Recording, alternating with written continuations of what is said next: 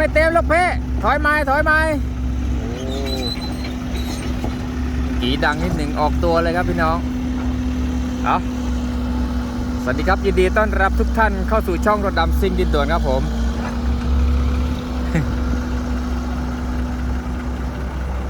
ผมผีหลวมครับอีกตัวนี้ตัวร้อยหรือเปล่าใช่ไหมน่าจะเป็นมาร์คไฟร้อยครับ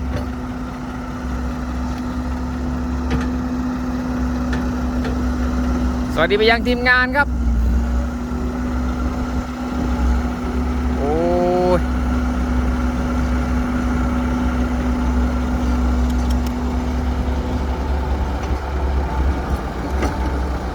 ช้ามากเลยครับวันนี้ดู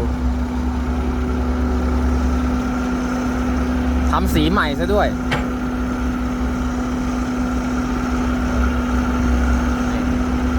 ตัวร้อยครับถ้าตัวร้อยจะไม่มีเทอร์โบอาร์มก็จะเล็กๆประมาณนี้ครับ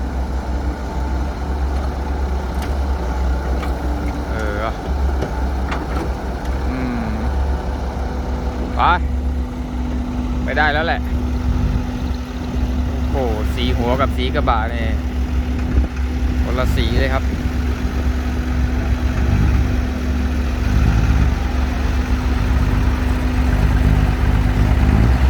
ปัดน้ำก็ไม่ปิดนั่นน่ะ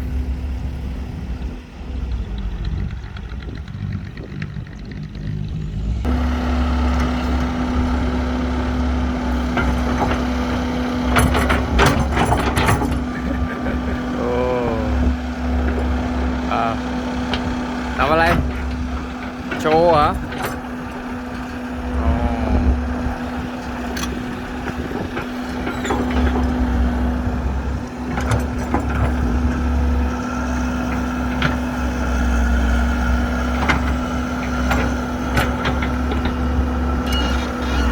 สีเฟรมก็เก็บมาใหม่โอ้เก็บใหม่ทั้งคันเลยคันนี้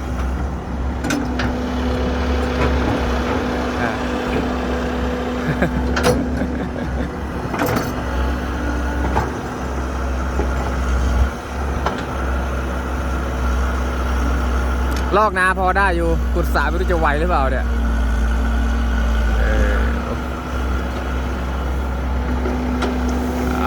รอก่อนรถดำวิ่งแค่3 คันนะครับ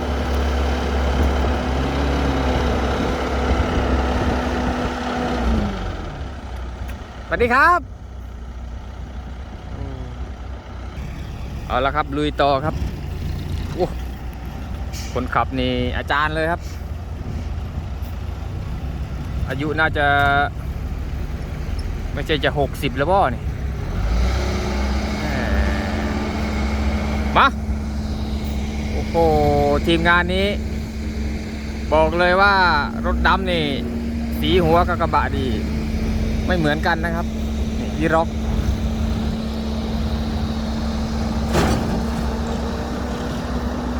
เจมิน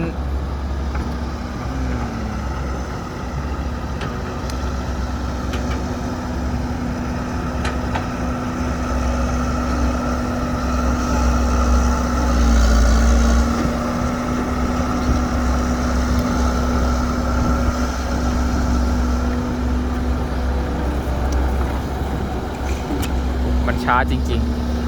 ๆแต่สีสวยมากครับ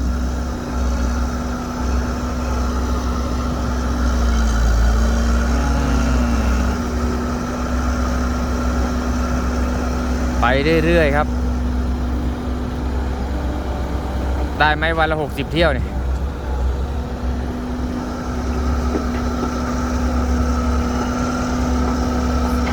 อยู่ตรงนี้นี่แมคโคร3 คันนะครับ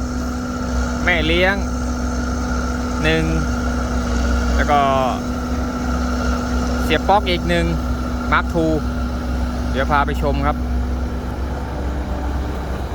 แล้วก็ทีมงานนี้ไร้สังกัดนะครับไม่มีชื่อทีมงาน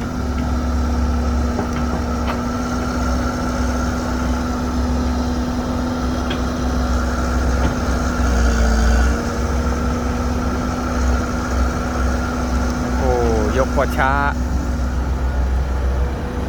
ไปเรื่อยๆจริงๆ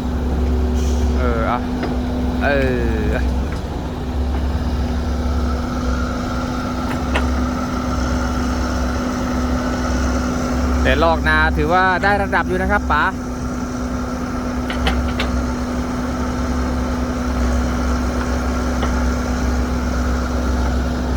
แต่รถไม่โหลดนะครับแต่ช้าครับ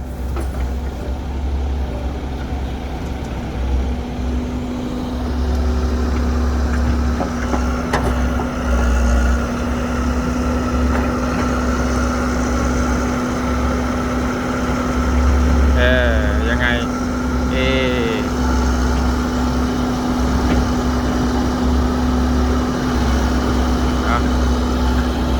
สู้ๆครับผม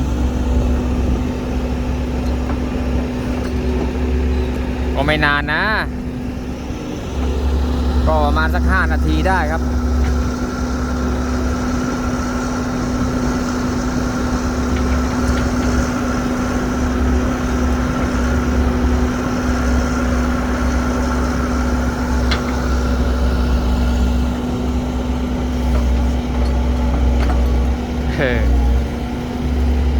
พอละมั้งวะ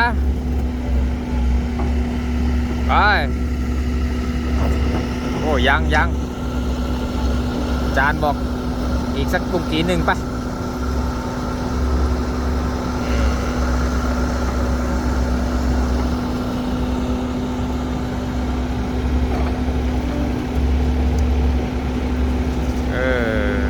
ไป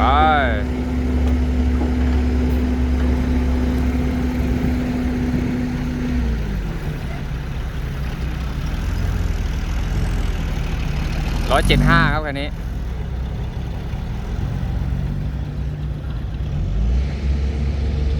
มาปิดท้ายกับเจ้าเดก้าครับอีกคันหนึ่งยังไม่เห็นมาเลยครับบางคนเลทไม่ธรรมดากันเนี่ยโอ้ป้าฝั่งนี้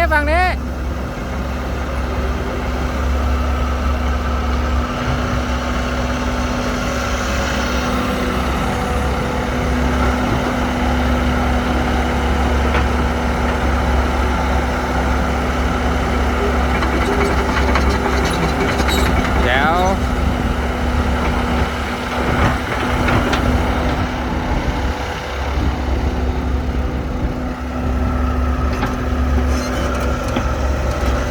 ก็เก็ตเต็มเลยครับโรลเลอร์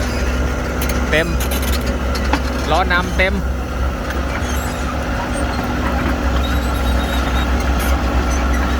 เดินดีอยู่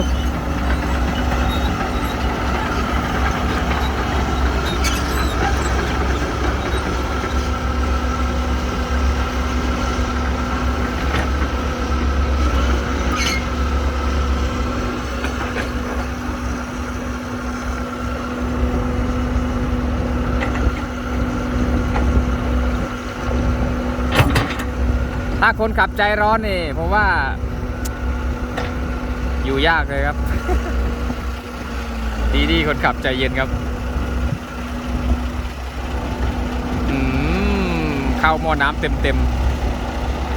รุ่นนี้หม้อน้ำอยู่ข้างหน้าซะด้วยด่วนนะจ๊ะ FXZ 320โอ้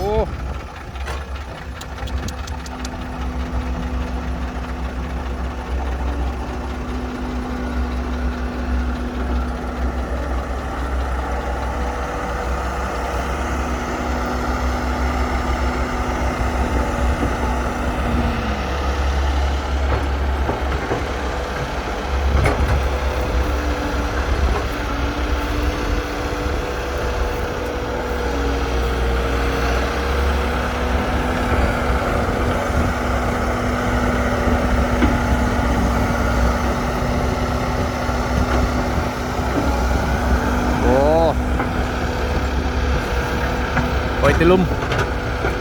ชินกระบอกรั่วแล้วครับตัวนี้มาร์คไฟนะครับ100-2นะครับ SK 100-2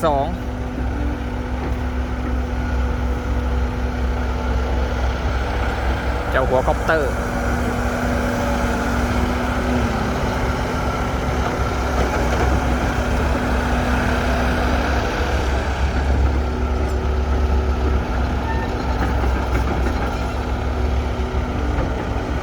ชคดีที่มีแอร์ไม่งั้นอยู่ยาก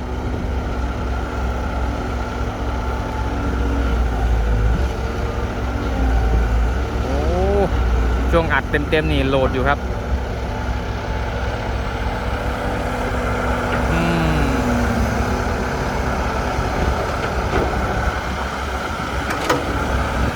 เอาให้กำลังใจกันครับผมสู้ๆกันต่อครับ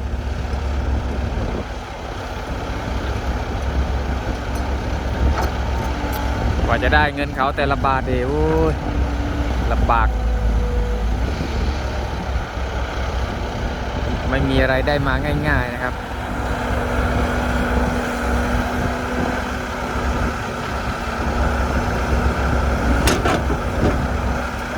โอ้โห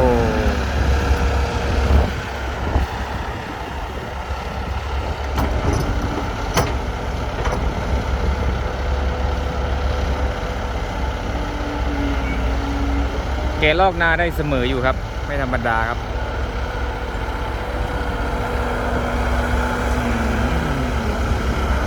โชคดีที่มีลมครับรอบนี้จัดหนักครับ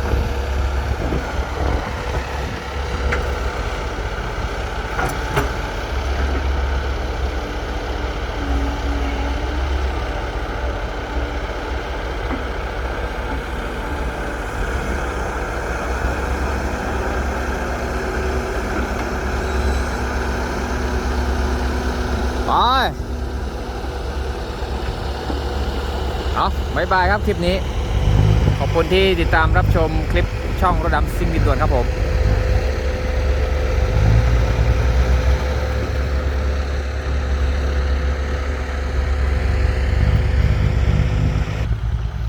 บ๊ายบายครับพักเที่ยงแล้วครับตอนนี้